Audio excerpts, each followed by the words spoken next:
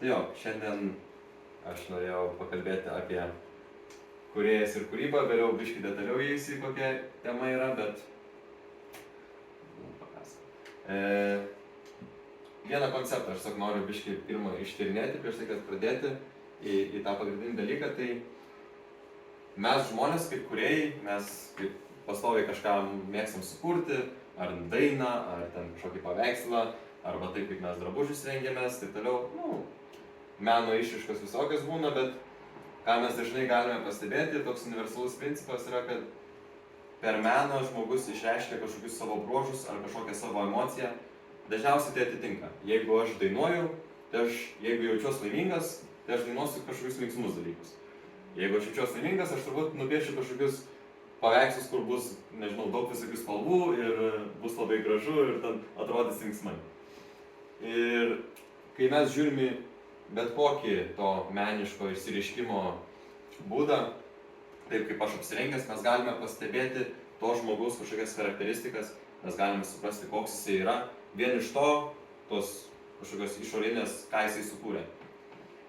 Tai jie man šitą, aš noriu pažiūrėti į Dievą kaip kūrėją, kaip visą šitą, ką jisai sukūrė, čia mes matom. Ir aišku, ne į viską eiti, nes galima labai daug visokių suprasti, nežinau, bruožų ar kažko, bet aš būtent noriu eiti į Dievo dualių savybių tokį sąvoką ar nežinau, kaip pavadinti, bet tą aspektą Dievo charakteristikos, kad Dievas yra dualių savybių Dievas. Ir ką aš to turiu omeny? Pavyzdžiui, kai mes žiūrime šitą kūrinyje, mes matome, viskas yra sukurta poromis. Yra diena, yra naktis, yra vyras, yra moteris, yra patinas, yra patelė, yra teigiami, yra neigiami krūviai, yra šiaurė pietus, yra rytai vakarai, viskas yra kaip porų sistemoje.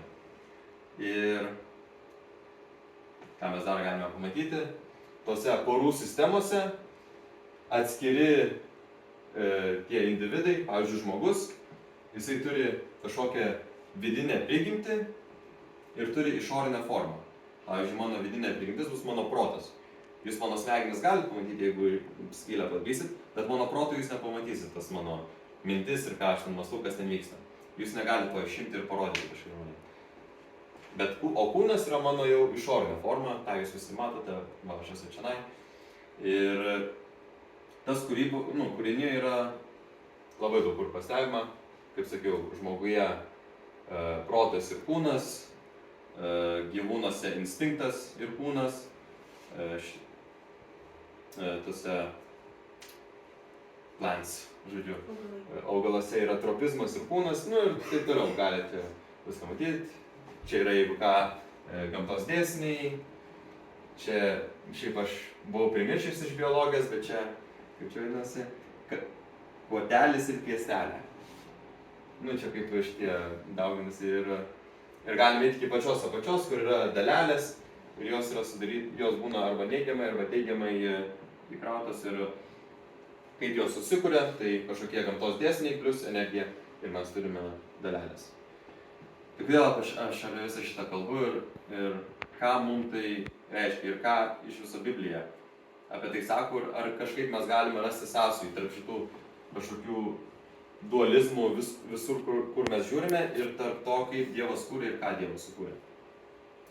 Tai mes nueiname į pradžios knygą ir čia yra 26 pastraipa. Tuomet Dievas tarė, padarykime žmogų pagal mūsų paveikslą ir panašumą. Dievas sukūrė žmogų pagal savo paveikslą jis sukūrė jį, vyrą ir moterį sukūrė juos.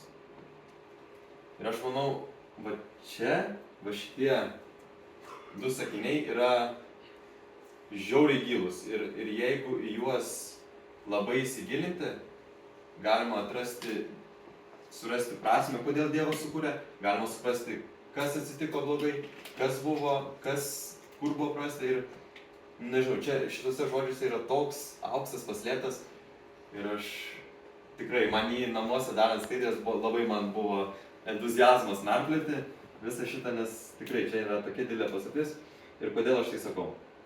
Nes mums dabar čia pasako, Dievas sukūrė žmogų pagal savo paveikslą, pagal savo būdą, mūsų paveikslą ir panašumą.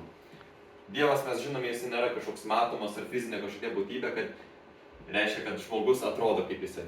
Dievas yra nematomas, reiškia, tai turėjo omeny, kad mes sukurti pagal jo principą ir mes funkcionuojame pagal jo kažkokį principą, ar mes kažkokias atspindim jo savybės, galima taip sakyti.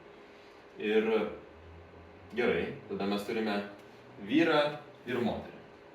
Tai ką tai reiškia? Ar tas, kad vyras, ar šitą, kad Dievas negali atsirinkti, kurį jisai bruožą turi, ar ką mes iš to galime išimti? Kažkaip mes visai galvodavom, Dievas turbūt vyras yra, ir moteris čia kažkas, arba gal moteris Dievas yra, o ten vyras kažkas. Bet ne, mums sako, pagal savo atvaizdą ir tas jo atvaizdas yra vyras ir moteris. Tai kaip šitą visą suprasti? Tai aš tai suprantu kaip Dievas, kuris yra šitų dualių savybių, kaip mes matome kūrinyje, viskas yra porom sukurta, viskas turi tas dualias savybės. Ir mes matome Dievą kaip dualių savybių tarp vyro ir moters vienybę. Ir ką jisai? Atskiria save į du. Bum. Mes turim vyrą ir moterį. Gerai, kas iš to? Mes turim vyrą ir moterį, tai ką jums reikia padaryti? Galime eiti, kad neimti mano žodžio, galime eiti vėl į Bibliją ir pažiūrėti, ką Jėzus pasakė. Bet sukūrimo pradžioje Dievas padarė juos vyrų ir moterimi.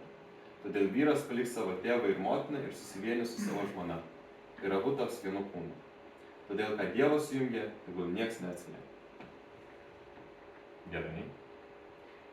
Tada, kas atsitinka, kai vyras ir moteris susivienyje? Jie tampa vyras ir žmona, jie tampa pora. Ir jeigu dar giliau pamąstyti, kas būna, kai jie fiziškai ir dvasiškai pilnai susivienyje. Kas to rezultatas būna? Vaikai. Ja, kai vyras ir moteris susivienyje pilnai, dvasia ir savo fizinių kūnų, pas mus atsiranda vaikas. Vaikas kas yra irgi vyriško spermatozoido ir moters kiaušialąstės susivienijimas ir atsiranda vaikas. Ir čia visa yra, bent jau iš mano atžvilgio, visa kūrinijos paslaptis, visa prasmė, kodėl Dievas viską sukūrė. Nes čia šitas junginys, čia turėjo tapti Dievo namai, čia turėjo būti bažnyčia, čia turėjo būti šventykla. Čia buvo Dievo idealas, apie ką jisai mąstė. Kad jisai išskiria savo dualias savybės į du, tam, kad jie galėtų susivienyti kartu. Ir jų susivienijimas kartu, tapimas kaip Dievas, sukuria vaiką. Jie tampa, galima sakyti, kaip Dievas, nes jie tampa kūrėjais dar vieno tokio kaip jie. Ir jo, aš manau, čia yra toks žiauriai svarbus konceptas ir netgi viskam, ką toliau aš kalbėsiu, čia yra toks vos ne pagrindas, ant kurio aš remsiuos. Ir čia kaip mes šitą vadinam 4 pozicijų pagrindas, čia šiaip dar visokių strelyčių turi būti, bet aš tik tai norėjau prie šito pasilikti ir jo, toliau bus ir labiau gilimasis, bet kas aš norėjau apie šitą pakalbėti ir kur mes galime pastebėti tas dualių savybių išsireiškimas ir kokią gilią prasmę jisai galėjo turėti, ką jisai galėjo sukurti ir kur iš tikrųjų turėjo būti tos bažnyčios, tas šventyklos, jos neturėjo būti pastatai, o jos turėjo būti va čia.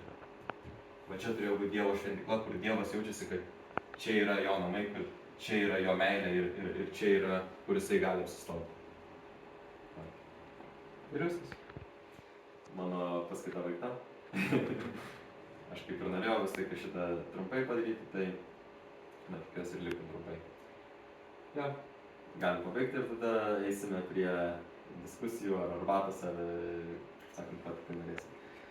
Ačiū ir palagyti pasadai. Ir jo, gerai, tai šitą darau tada ir galim kėdę sustatyti ratu.